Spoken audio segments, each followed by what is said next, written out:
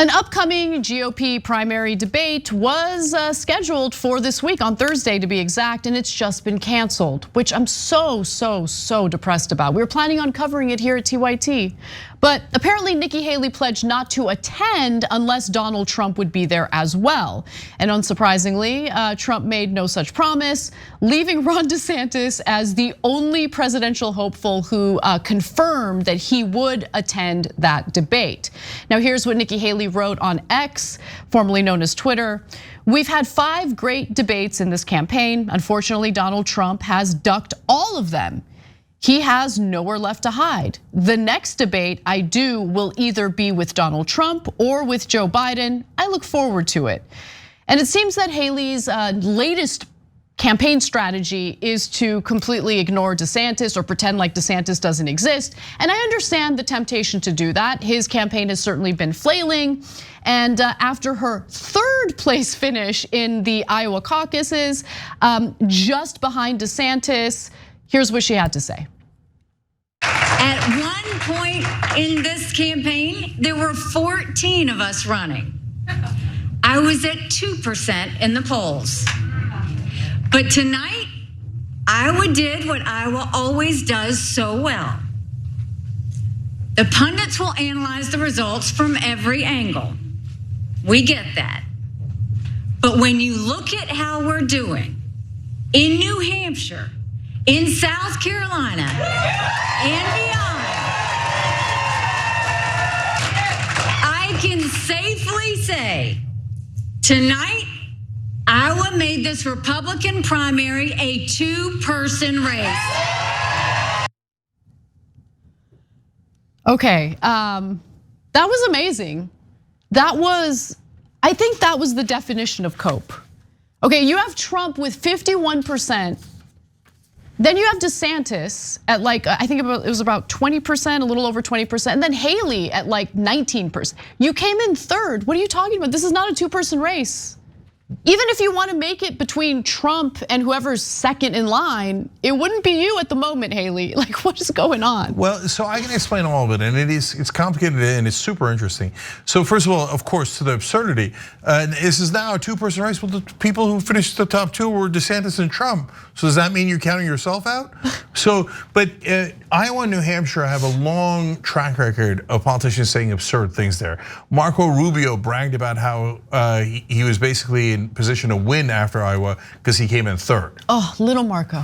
Yeah, and then Joe Lieberman once said that he had Joe Mentum after finishing 5th. Okay, so I think that was in New Hampshire. So these are absurd comments. Now, on the other hand, and Nikki Haley was trying to get into second, and she failed, as you saw there, 21 for DeSantis, 19 for Nikki Haley, okay? Now, having said that, the part she's not wrong about, both in terms of reality and in terms of strategy, is she is trying to winnow this into a 2-person race, her and Donald Trump, and she is largely succeeding. So yes, in the beginning, she was very low in Iowa. She did rise up. If she had overtaken DeSantis, then she would have had a really good case. As it is, she fell a little short. But today, a poll out, tied with Trump in New Hampshire. Yes. So that's a giant deal. And remember, she's the former governor of South Carolina. And so now if she does well in those first 3 states, and it looks like she's going to, it has the potential to change the dynamic of this race. And they're also competing over donors. I'll get back to that in a second. Now, let's get to that poll that Cenk referenced. And remember, this is just one poll, okay? But we have noticed that Nikki Haley has been rising in the polling, especially in New Hampshire. Now, American Research Group showed Trump and Haley tied at 40% of likely Republican primary voters in the Granite State. Governor Ron DeSantis was tied at 4% with Vivek Ramaswamy, who of course dropped out of the race on Monday night after a lot of browbeating and a lot of pressure from the Trump camp. Mostly because if Ramaswamy is skimming off of anyone's voting base, it would be Trump, since he's running was running as Trump light. But nonetheless, you do see Haley performing relatively well in New Hampshire, and I'm guessing that she's kind of trying to fake it till she makes it, right? Try to build that momentum and see if she can ride that momentum to a primary victory. I think that that's unlikely to happen. I could be proven wrong, but I wouldn't bet money on it. If you want to bet money on it. So no, I don't want to bet anybody. I don't know what's going to happen between Nikki Haley and Donald Trump. Look, so Iowa results cut in two different directions. You say, hey, Trump blew out DeSantis by 30 points, and he did. And he had a great showing historically compared to other Iowa caucuses, and he did. Those things are true. Now, having said that, Donald Trump is basically a second incumbent in this race. So if Joe Biden bragged about beating any of his challengers by only 30 points in Iowa, everybody would think, whoa, is Joe Biden gonna lose, right? So the fact that and now if Joe Biden was tied with anybody in New Hampshire, that'd be a giant story. And now Trump is tied. And in Iowa, Trump only got 51% of the vote. So he was supposed to be invincible in a Republican primary, and half of Iowa voted against him. Now half of New Hampshire is set to vote against him. It makes you think, for the first time in a long time, maybe beatable in a primary. And remember, Nikki Haley has an awesome argument that has not worked with Republican voters, but might begin to resonate at some point, which is there is that poll still out there saying that she would beat Biden by 17 points. Right, so if the Republican base, yeah, exactly. If the Republican base is hell-bent on beating Biden, if that's their top priority, it would bode better for those voters if Nikki Haley is the primary winner as opposed to Donald Trump.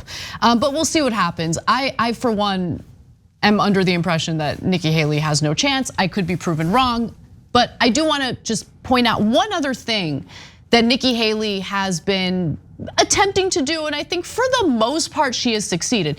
She's trying to avoid offending the Trump base.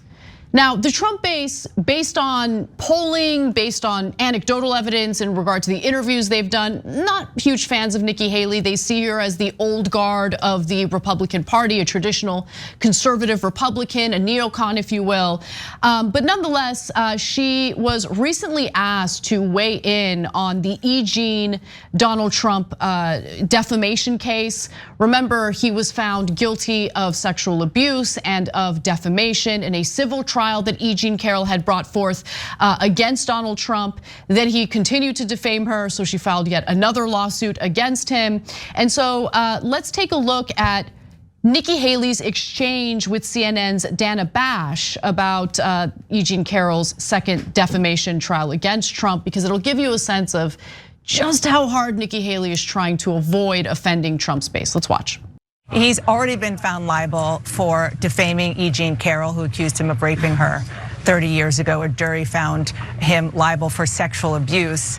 And this trial that he's attending today is about damages that he must pay her. You're the only woman in this race.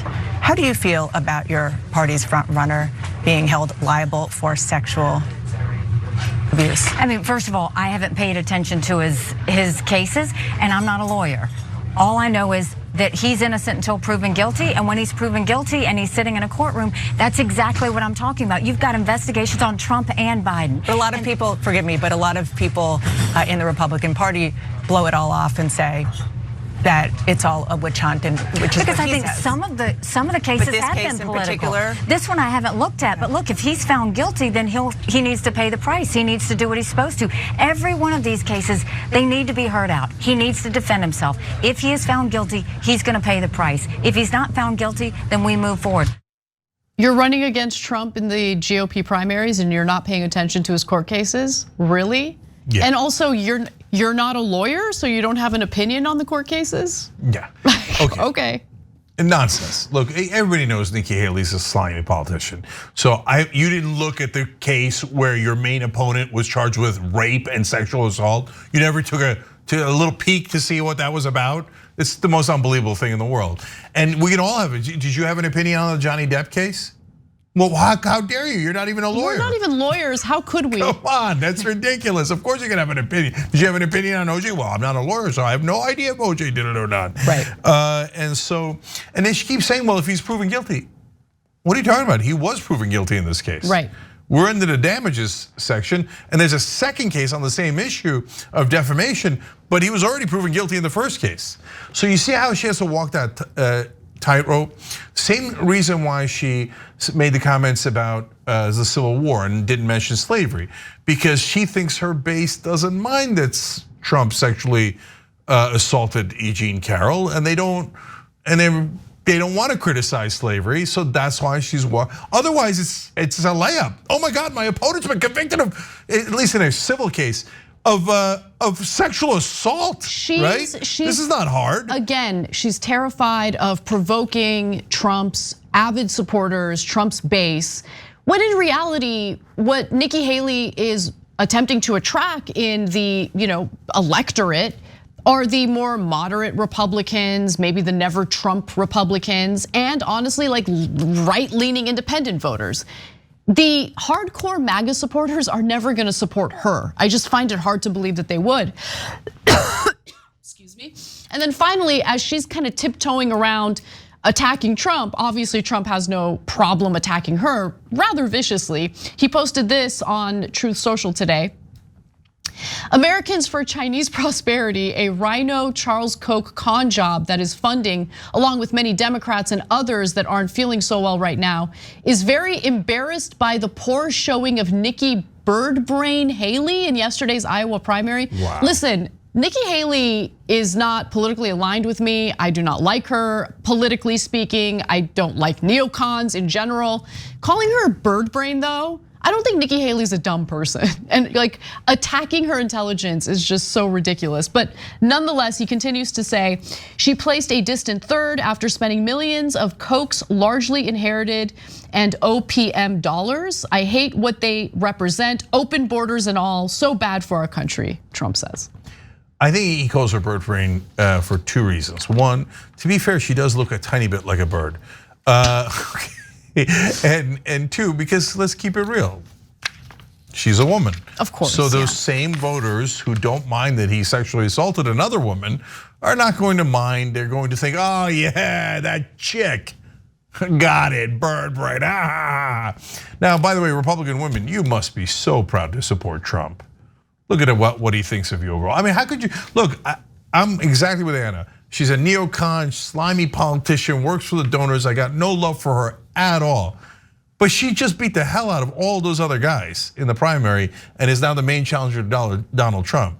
In fact, I underestimated her and I talked about it earlier. So she has already proven strategically to have done a pretty great job politically. On policy, can't stand her, but it's nuts to call her bird brain. That's the last thing she is. And then finally, I mentioned the donors before. Look, the reason Nikki Haley's taking a victory lap here is because DeSantis was supposed to do great in Iowa and challenge Trump, especially with the evangelical voters who were sick of his mean tweets and his outrageous behavior. It didn't happen, and DeSantis is a terrible candidate. So she's trying to push him out, especially by saying, I'm not even gonna debate him because it's obviously me, right?